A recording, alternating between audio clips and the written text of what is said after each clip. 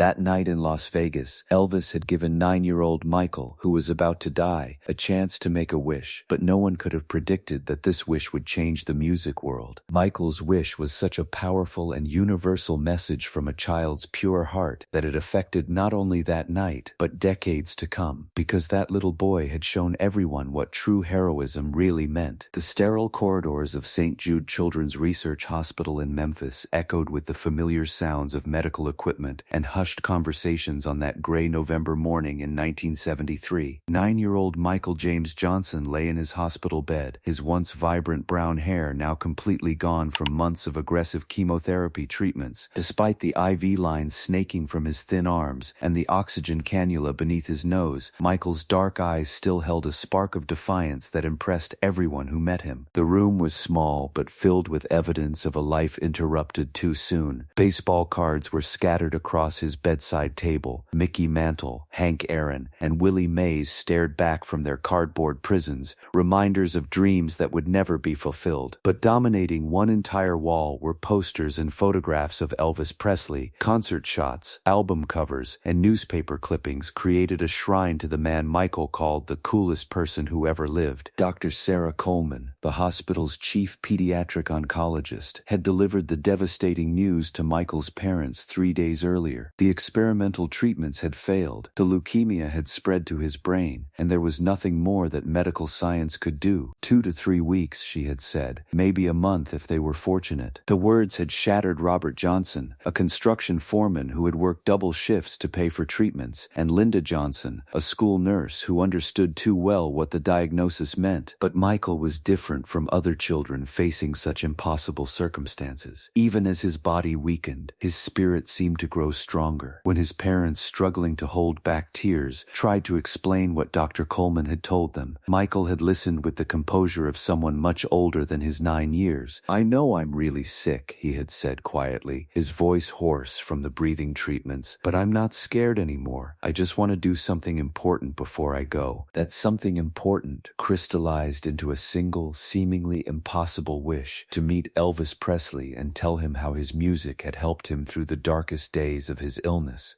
It wasn't just about meeting a celebrity. It was about thanking someone whose voice had been a constant companion through 18 months of treatments, hospital stays, and sleepless nights filled with pain and fear. The request seemed impossible at first. Elvis was performing his legendary Las Vegas residency at the International Hotel, hundreds of miles away from Memphis. The family had already spent their life savings on medical bills, experimental treatments, and countless trips to specialty hospitals. A journey to Las Vegas, with Michael's complex medical needs, would require not just money but careful coordination with medical professionals. But when word of Michael's story began to spread through their South Memphis neighborhood, something beautiful happened. Tommy Richardson, Michael's Little League coach who had watched this talented young shortstop gradually become too sick to play, organized the first fundraiser. He set up a card table outside the local grocery store with a handmade sign, "Help Michael meet Elvis." The response was immediate and overwhelming. Mrs. Patterson, their elderly neighbor who had lived next door for 30 years, brought her Social Security check, all of it. "That boy's got more courage than any adult I've ever met," she said, pressing the money into Linda Johnson's hands. "If Elvis can give him some happiness, then this is the best investment I've ever made." The local radio station, WMPS, picked up Michael's story when his cousin called in during a talk show. DJ Johnny Dark, moved by the boy's situation, dedicated an entire hour of his afternoon show to Michael's wish, playing Elvis songs and sharing updates on the fundraising efforts. Within days, donations were pouring in from across Memphis and beyond. A group of Elvis impersonators from Graceland's gift shop organized a benefit concert in a local church, with all proceeds going to Michael's Vegas fund. Local businesses contributed. Joe's Auto Repair offered to service the family's car for free, ensuring it could make the long drive to Nevada. The Memphis Grizzlies baseball team, when they learned about Michael's love for both Elvis and baseball, donated autographed merchandise to be auctioned for his cause. Perhaps most remarkably, children throughout Memphis began contributing their allowances and birthday money. A 10-year-old girl named Susan brought her piggy bank to the hospital, dumping 23.47 in quarters and dimes onto Michael's bed. "My mom says you're the bravest kid she's ever heard of," Susan told him. "I want you to tell Elvis I think he's cool too." Within 2 weeks, the impossible had become become reality. The community had raised enough money not only for the trip to Las Vegas, but for a specially equipped medical transport van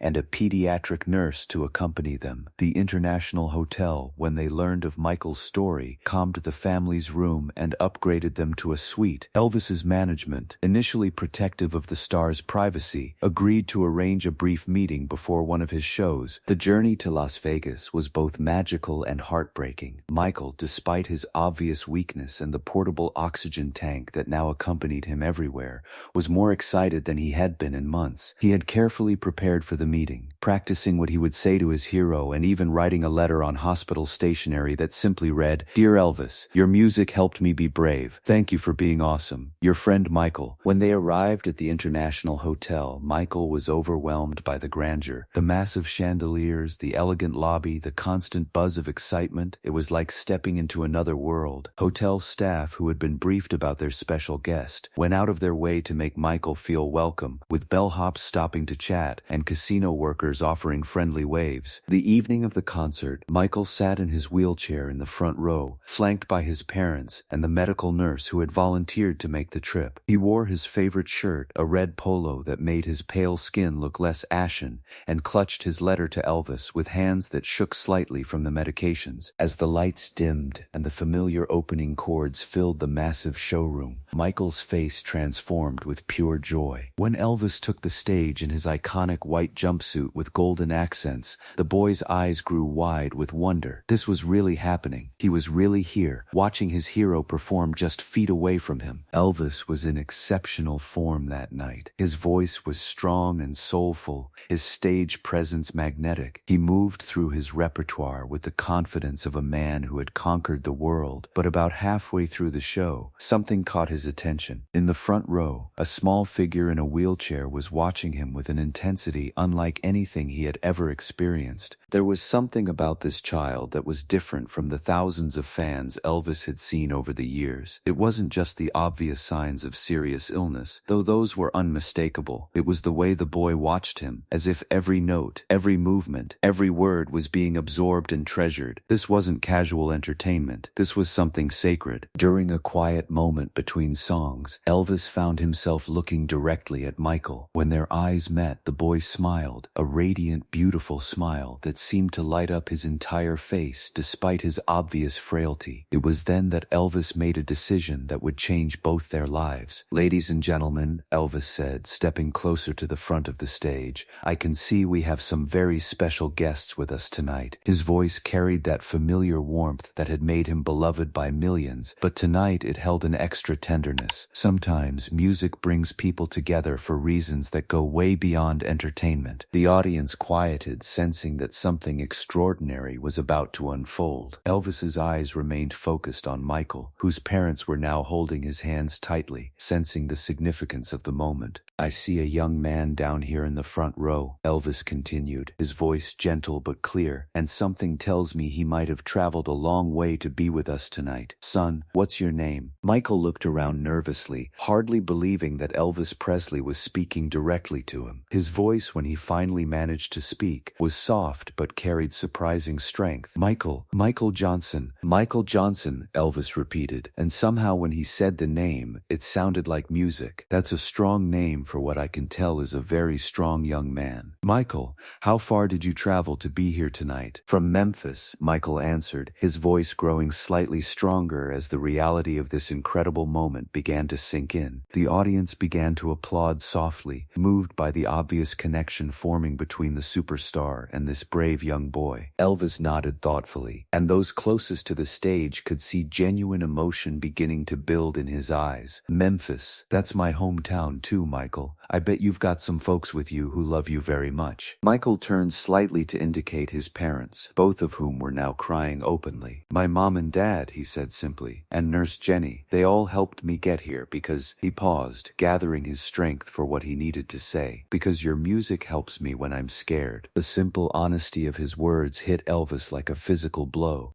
Here was a child who understood that music could be medicine, that songs could be companions in the darkest hours. Elvis could see the love and desperation in his parents' eyes, the way they held their son as if he was the most precious thing in the universe. "Michael," Elvis said, his voice thick with emotion. I think someone as special as you deserves to hear those songs up close. Would you like to come up here with me? The audience erupted into applause, but Michael looked uncertain. He gestured to his wheelchair, suddenly self-conscious about his limitations and the medical equipment that had become part of his daily existence. But Elvis was already moving, stepping down from the stage with the natural grace that had made him a legend. "Don't you worry about anything," he said as he approached Michael's wheelchair. "We'll figure this out together." With infinite gentleness and the help of security personnel, Elvis carefully lifted Michael from his wheelchair. The boy was lighter than he expected, frail in a way that made Elvis's heart ache, but when Michael wrapped his thin arms around Elvis's neck, the connection was immediate and profound. Carrying Michael onto the stage was one of the most moving moments of Elvis's career. The audience rose to their feet, applauding not just for the spectacle, but for the obvious love and care being shown to this sick child. When they reached center stage, Elvis gently helped Michael stand, keeping one protective arm around him for support. "How are you doing up here, Michael?" Elvis asked, his voice carrying through the microphone to the entire audience. "It's like a dream," Michael whispered, and though his voice was soft, the microphone caught his words, sending them throughout the venue. A collective awe rippled through the crowd, and many people reached for their tissues. Elvis smiled, that famous smile that had charmed millions, but this time it was filled with genuine affection and respect. "Michael," he said, his voice gentle but clear, "I heard you might have something special you wanted to tell me." Michael looked up at Elvis, this man who had been his hero through the most difficult period of his young life. In Elvis's face, he saw nothing but kindness and genuine interest. For months he had dreamed of this moment, of what he might say if he ever met Elvis Presley. Now, faced with the reality, all his rehearsed words seemed inadequate. "Mr. Elvis," he said, his thin voice carrying more clearly now that he was close to the microphone, "I wanted to thank you because when I'm in the hospital and everything hurts, I listen to your songs and I don't feel so alone anymore." The audience fell completely silent. Even Elvis, experienced as he was with emotional moments on stage, felt tears beginning to form in his eyes at the simple, brave honesty of this little boy's words. But Michael wasn't finished. With the courage that had carried him through months of painful treatments, he continued, "The doctors say I'm really sick and might not have much time left, so I wanted to ask you something really important." Elvis knelt down beside Michael, bringing himself to the boy's eye level, his own eyes now openly wet with tears. The massive venue had become so quiet that every word was crystal clear. "What do you want to ask me, son?" Michael took a deep breath, gathering his strength for what he needed to say. "Mr. Elvis, if you could grant me one wish, just one, would you do it?" The question hung in the air, heavy with implication and hope. Elvis nodded solemnly, completely focused on this brave child who was teaching him about courage in the face of the impossible. "Michael, anything you want, anything at all." What happened next would be talked about for decades to come. Michael looked directly into Elvis's eyes and spoke words that no one in that audience would ever forget. "I don't want to wish for more time for me," he said, his voice clear and strong despite his physical frailty. "I want to wish that you would help other kids who are sick like me, kids who are scared and in the hospital and need music to help them feel brave." The silence that followed was profound and complete. 3,000 people sat in absolute stillness, processing the incredible selflessness of this dying child's wish. He wasn't asking for a miracle cure, for more time, for anything for himself. He was asking Elvis to help other children who would face what he was facing. Elvis's composure completely crumbled. In all his years of performing, in all his encounters with fans, he had never experienced anything like this moment. This little boy, facing death with more grace and wisdom than most adults could muster, was thinking not of himself, but of other children who would walk the same difficult path. "Michael," Elvis said, his voice breaking with emotion, "you are the most incredible person I have ever met in my entire life." He paused, struggling to compose himself enough to respond to this extraordinary request. "Son, I promise you right here in front of all these people that I will spend the rest of my life making sure kids like you have music when they're scared, love when they're lonely, and hope when everything seems impossible." The audience erupted into the most thunderous applause of Elvis's career. But it wasn't applause for entertainment. It was applause for witnessing something sacred, something that restored their faith in human goodness and the power of love to transcend even the darkest circumstances. Michael smiled, that radiant smile that seemed to light up the the entire stage. "Thank you, Mr. Elvis," he said. "Now other kids won't have to be scared alone." What followed was perhaps the most moving performance of Elvis's career. He sang "He's Got the Whole World in His Hands" with Michael beside him, the boy's thin voice joining in when he had the strength. The audience sang along, 3,000 voices uniting in harmony around these two souls who had found each other in this moment of grace. As the song concluded, Elvis made an announcement that would echo through history. "Ladies and gentlemen, tonight we have witnessed something that will change my life forever. This young man, Michael Johnson, has shown us what real courage looks like. In honor of his wish, I am establishing the Michael Johnson Foundation for Hospitalized Children, dedicated to bringing music and hope to kids who are fighting the battles of their lives." The standing ovation that followed lasted 25 minutes. Elvis kept Michael with him for the remainder of the show, sometimes sitting in a chair that had been brought onto the stage, sometimes standing with Elvis's support, always glowing with a happiness that seemed to energize his failing body. After the concert, Elvis didn't immediately return to his dressing room as he usually did. Instead, he spent nearly 2 hours with Michael and his family in a private suite that the hotel had provided. Away from the crowds and cameras, they shared stories, looked at Michael's collection of baseball cards, and talked about music in a way that felt natural and unforced. Michael showed Elvis the letter he had written on hospital stationery, and Elvis read it aloud, his voice breaking slightly at the simple honesty of the words. "Your music helped me be brave," Elvis repeated, looking directly at Michael. "Son, you've helped me understand what music is really for. It's not about fame or money or even entertaining people. It's about connecting hearts when they need it most." During their conversation, Michael shared stories about the other children in his ward at St. Jude. He told Elvis about 7-year-old Amanda, who cried every night because she missed her dog, and about 12-year-old David, who had been fighting brain cancer for 2 years and never complained despite the constant pain. "They're all so brave," Michael said, his thin voice growing stronger as he talked about something that clearly mattered deeply to him. "But sometimes at night, when the treatments make us really sick, we all get scared. That's when I put on your music, and it helps all of us feel less alone." Elvis listened intently, asking questions about the children, about their families, about what brought them comfort during their darkest moments. The more Michael talked, the more convinced Elvis became that the foundation they had discussed needed to be comprehensive, reaching children not just in Memphis but in hospitals across the country. "Michael," Elvis said, taking the boy's frail hands in his own, "I want you to help me design this foundation. You understand what these kids need better than any adult ever could.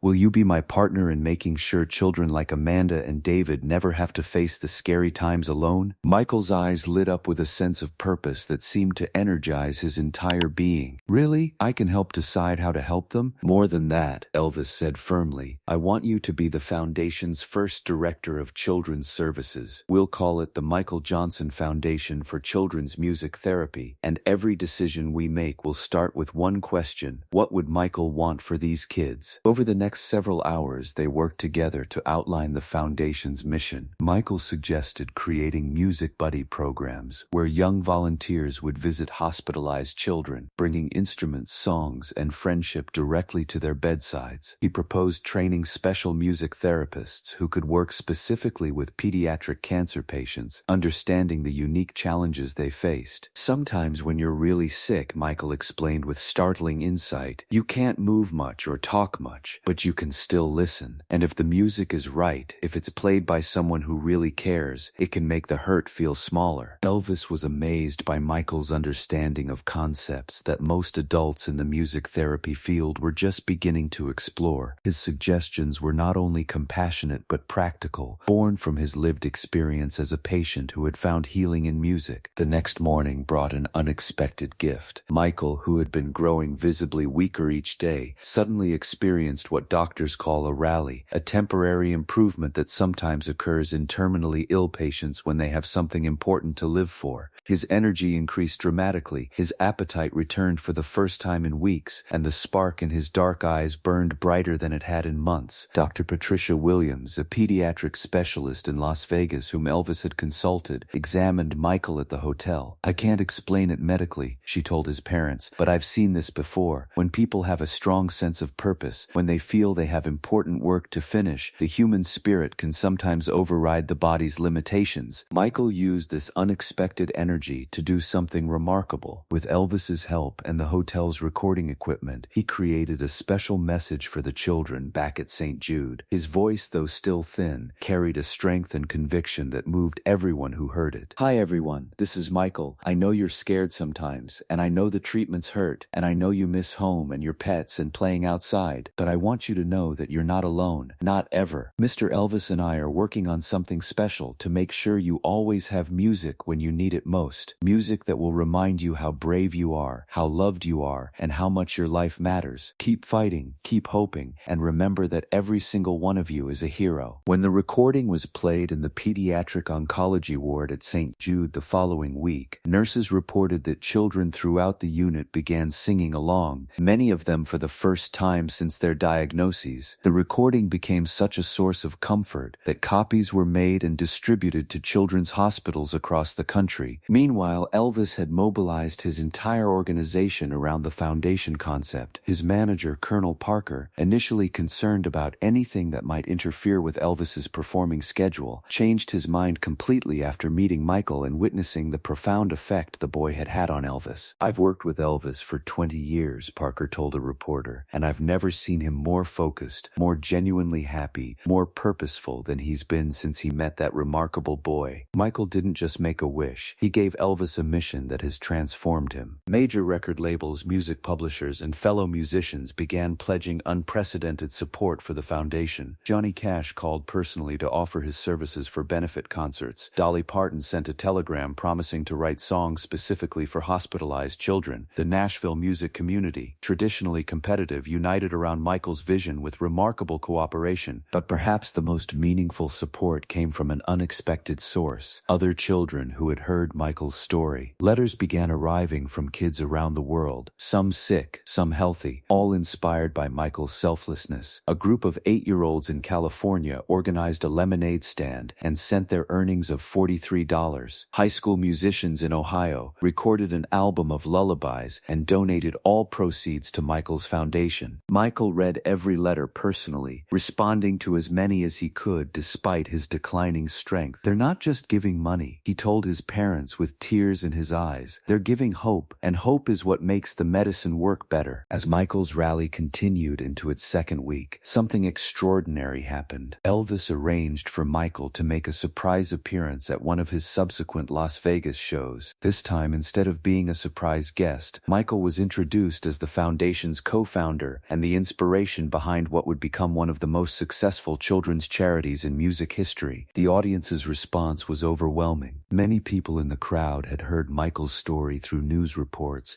and when he appeared on stage, still obviously ill but glowing with purpose, the standing ovation lasted 15 minutes. Michael spoke briefly into the microphone, his voice stronger than it had been in months. "Thank you for helping us help other kids who are scared and sick. Every dollar you give, every song you sing, every hug you give to a kid who needs it, that's what angels do, and all of you are angels." The foundation's first pilot program launched while Michael was still in Las Vegas, using detailed plans he had developed with Elvis and medical professionals. St. Jude Children's Research Hospital created the first Michael's Music Room, a specially designed space where children could listen to music, play simple instruments, and participate in group singing sessions led by trained therapists. The results exceeded everyone's expectations. Children who had been withdrawn and depressed began participating enthusiastically in music activities. Kids who had been terrified of medical procedures found that focusing on rhythm and melody helped them manage pain and anxiety. Parents reported that their children seemed more hopeful, more engaged with their treatment, and more willing to fight. "It's like Michael gave us a roadmap for healing," said Jennifer Martinez, the music therapist hired to run the program. "These children don't just listen to music now, they create it, they share it with each other, they use it to express feelings they couldn't put into words before." One particularly moving example Michael was Amanda, the 7-year-old Michael had mentioned during his conversation with Elvis. Amanda had been so homesick and depressed that she had stopped eating and was refusing to cooperate with her treatment. But when the music program began and she was offered a small keyboard, something magical happened. At first, Amanda just pressed random keys, creating discordant sounds that reflected her inner turmoil. But gradually, with the gentle guidance of the music therapist, she began to create simple melodies. Within a week,